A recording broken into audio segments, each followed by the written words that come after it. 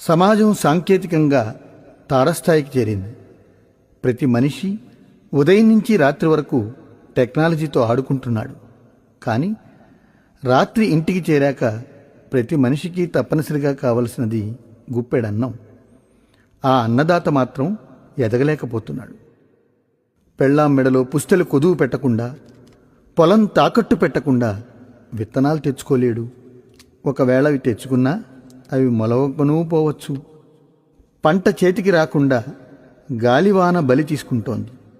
ఒకవేళ పంట అమ్ముడై ధనం చేతికొచ్చినా ఆ డబ్బుతో అప్పులు తీరవు.